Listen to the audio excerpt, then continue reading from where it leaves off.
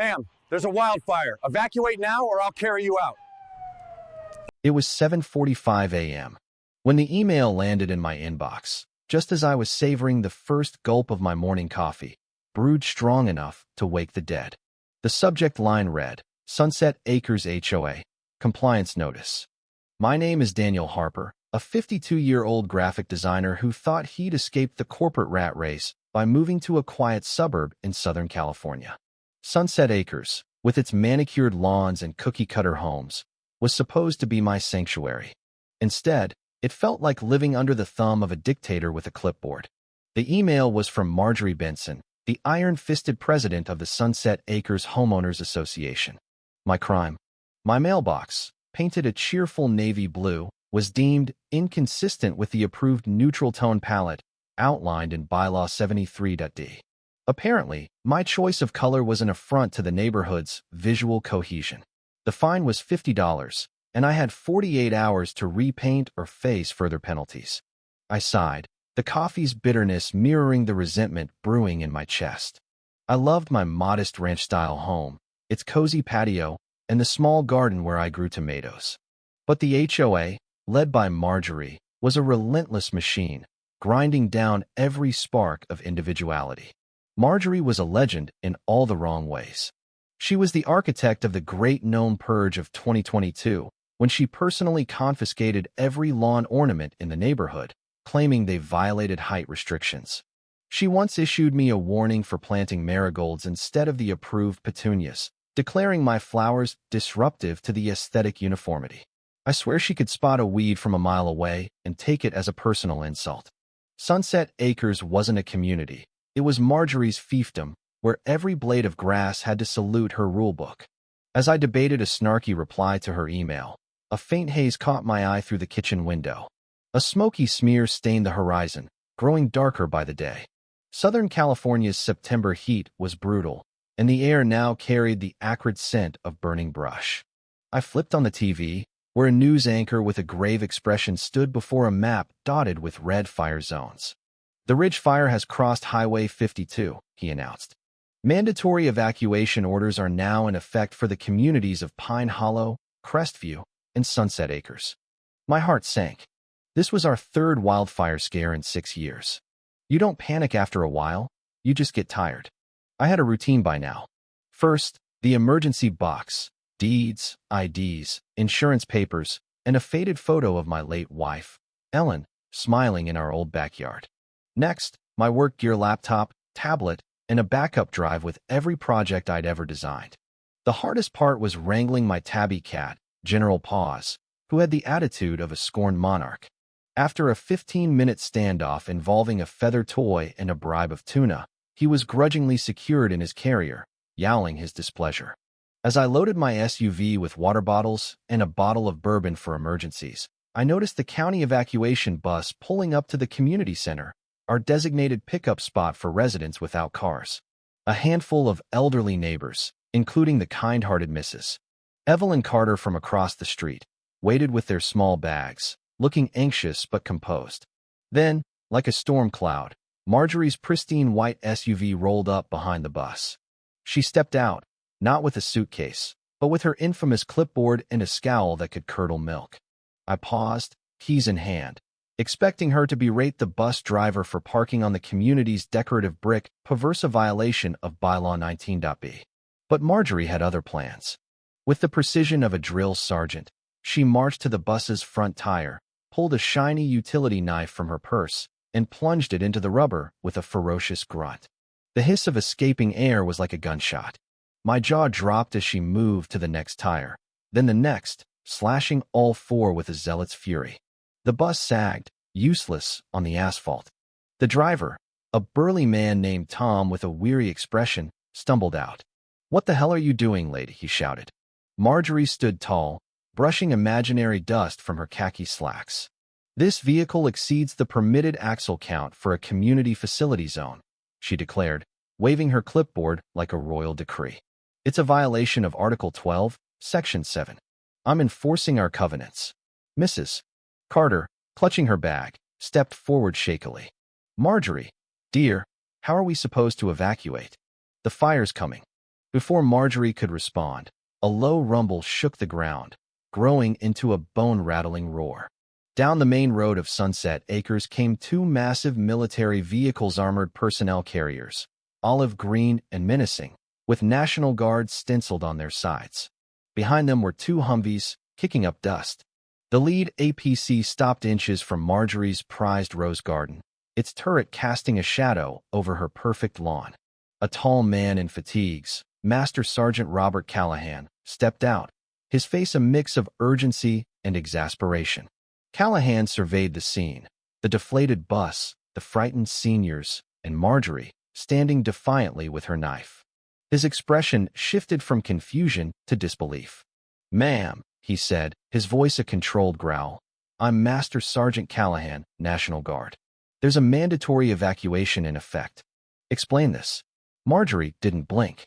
"Sergeant, your vehicles are violating Bylaw 44, and maximum vehicle weight on decorative pavement is 6 tons. And that tank is damaging my hybrid Bermuda grass." Callahan stared, momentarily speechless. "Ma'am, that's a Bradley fighting vehicle.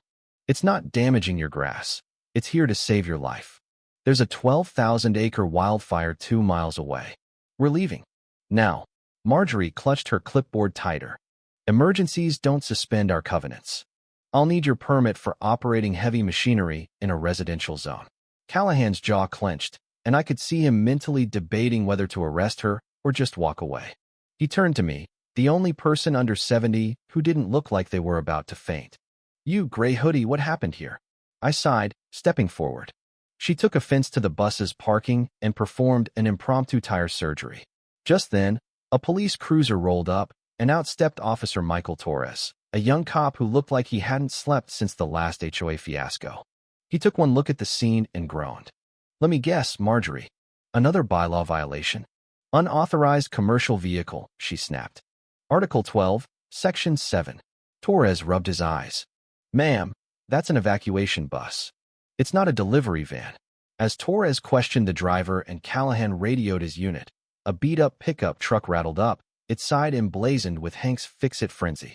Out hopped Hank Larson, a contractor with a beer gut and a grin like he'd just won the lottery. "Daniel Harper, right?" he boomed, ignoring the military presence. "Heard about this on the scanner. Classic HOA meltdown meets wildfire chaos. My kind of job. Your specialty is this?" I asked, skeptical. Hank nodded. "Disaster prep, code defiance, you name it. For a fee, I can make your house fireproof and HOA-proof. Sprinklers, fire-resistant siding, maybe a moat to keep out busybodies." He winked, glancing at Marjorie, who was now scolding a soldier for stepping on her lawn. In a state of emergency, most HOA rules get tossed. Perfect time for some creative renovations. I was about to decline when Marjorie slipped a violation notice under my door. Bylaw 209.f. Unauthorized assembly with paramilitary personnel in a manner that disrupts community serenity. Fine, $150. That was it. Something in me snapped. I wasn't evacuating. I was fighting back. I called Hank. "How well do you know the Sunset Acres bylaws?" His laugh was pure glee. "Better than my own kids' names. I'm there in 10. Hank's truck returned, towing a trailer loaded with paint cans, scaffolding, and a bizarre metal contraption. His crew, 2 wiry guys named Jake and Corey, looked ready to cause chaos. We sat on my patio, the wildfire's distant roar fueling our rebellion, and flipped through the HOA rulebook. Article 5, Section 3, I read. Exterior colors must be from the approved muted palette, beige, taupe, or eggshell. Hank grinned. "I've got atomic lime green. So bright it'll make your eyes bleed." "Paint the whole house," I said. Next, Bylaw 16C.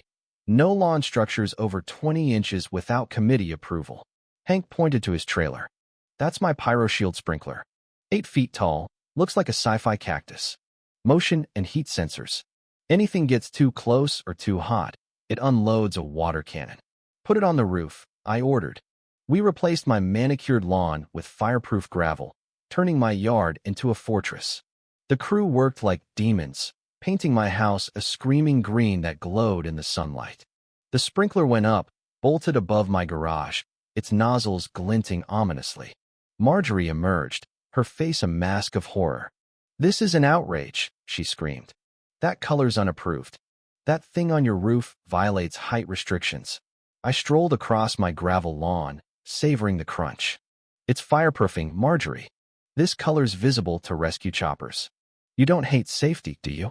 Hank shouted from the roof. "The sprinklers got thermal disrupting tech." Science. I didn't know if that was true, but it shut her up for a moment. The National Guard watched, their initial confusion turning to amusement. One soldier filmed discreetly, and Callahan's stern face betrayed a hint of a smirk. They didn't stop. User changes were, technically, for safety. The sky darkened, ash falling like snow. A sheriff's car blared a final evacuation warning. "Leave now. Emergency services cannot reach you past this point." Callahan's patience ran out.